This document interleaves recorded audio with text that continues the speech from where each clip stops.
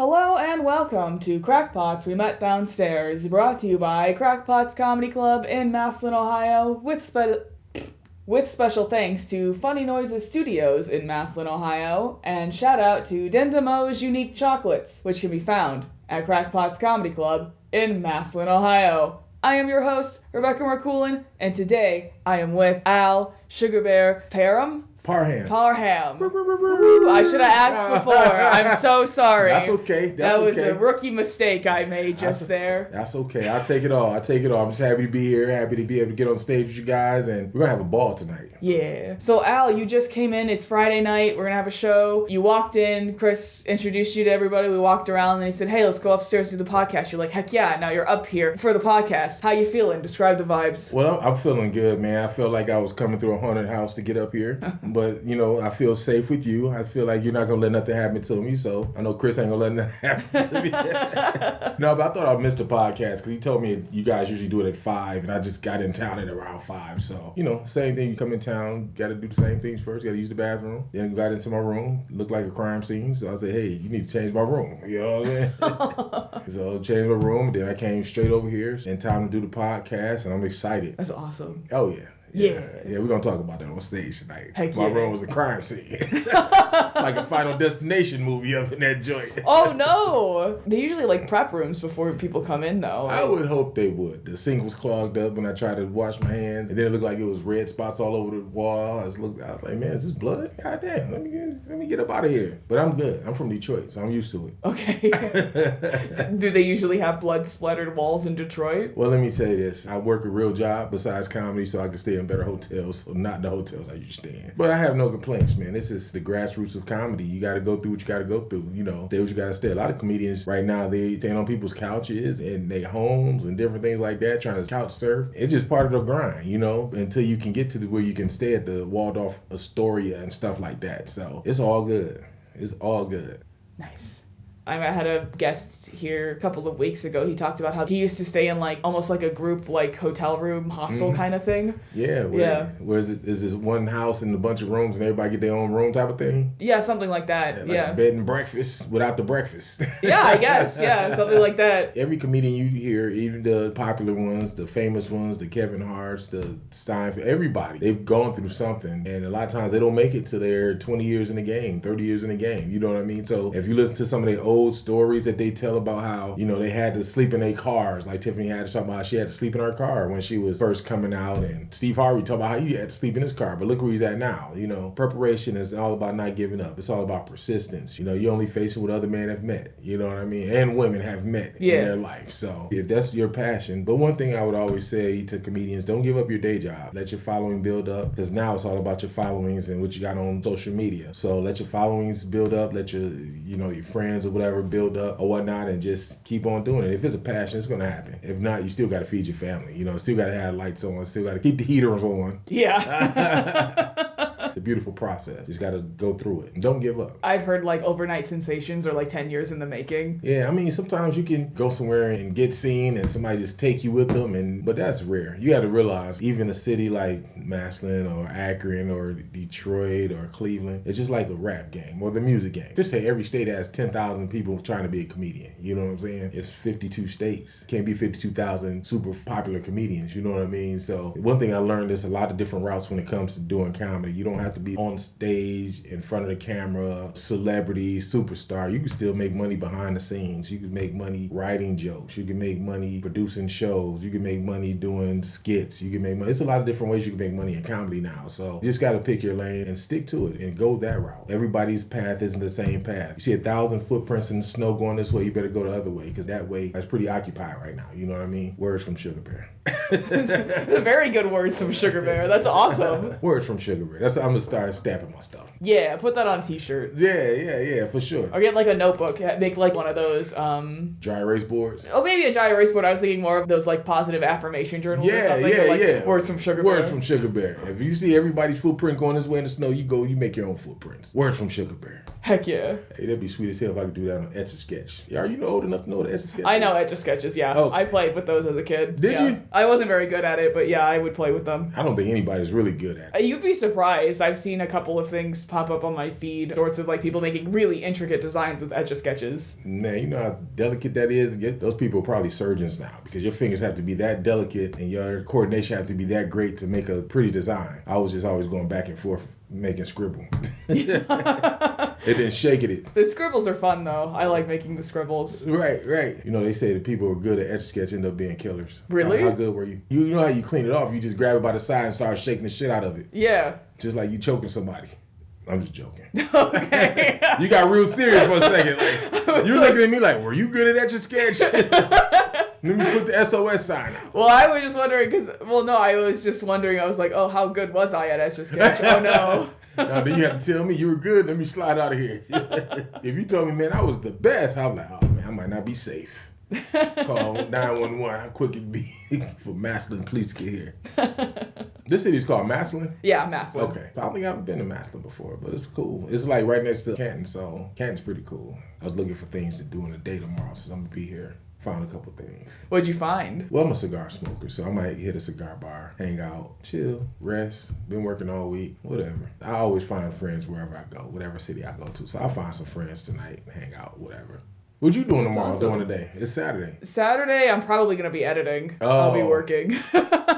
Now, I'm going to be honest with you. If this was a little warmer outside, I would have probably got my Ohio fishing license, and I probably would have been fishing tomorrow morning. I got a fish rack in the truck already, so all I need to do is put my rods up there and put my tackle box. I probably found somewhere to fish, but it's a little chilly right now. So if y'all book me again when it's warm, you won't even have to ask what you're doing during the day the next day. Like, he's fishing. I have my cooler with a bunch of ice in there, so it'll be good for the day. We'll be good to go. Should let Chris know. Chris fishes? I don't know if he fishes, but let him know, like, hey, I want to fish next time I'm here. So you better book me when it's warm. Yeah, for sure. Got plenty of fishing equipment thanks to Temu. Temu? Are you a Temu fan? I've never shopped on Temu. Don't start. It's addictive. Okay.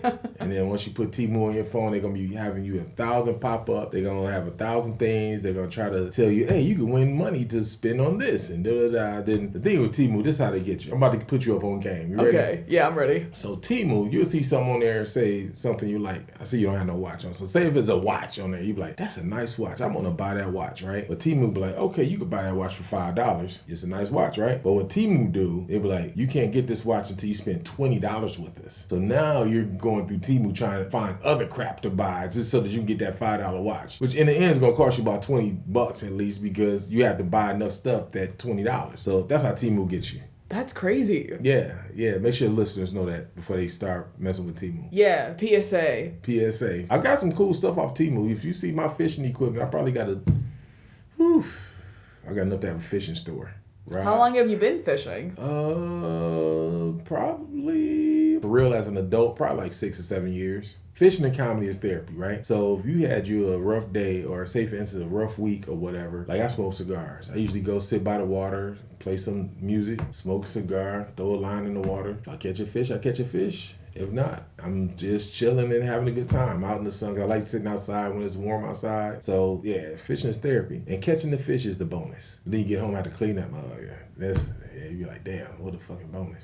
The bonus I had the extra work for. But yeah, fishing is pretty cool. My dad's work used to do, they called it like the fishing derby, and they had like these giant man-made ponds right in front of wherever they were at. And we would fish like once a year. We go out and we go fishing. We actually caught some one year. My dad brought them home. He had us like watch him gut the fish. He's like, hey, learn where your food comes from. Yeah. And then he fried them up. It was pretty good. Hey, listen, you learn how to fish, you should always be able to eat. Mm-hmm. I mean, especially us in Michigan and you guys got a lot of lakes around here and ponds or whatever. You know, Michigan's Great Lake State. We surrounded by lakes. We have no excuses not being able to fish and eat and hunt or whatever you're trying to do. But yeah, as long as you know how to fish, you should be able to eat. And if not, that's your fault. Oh, it's your fault that the fish don't bite? Yeah. Well, you know, sometimes you have a slow day. When it comes to fishing, it's all about patience and it's all about adapting. You know what I'm saying? Shit, if this ain't working, if a worm ain't working, maybe you need to use a shrimp. If shrimp ain't working, maybe you need to use a liver. Maybe you need to use some other type of bait. You know what I'm saying? But you do have your days when the fish don't bite. But remember, therapy. Listen to some good music. Smoke your cigar. If you smoke cigars, if you smoke weed, I don't smoke weed, but smoke your weed. Whatever you listen to some music. snort your cocaine if that's what you do.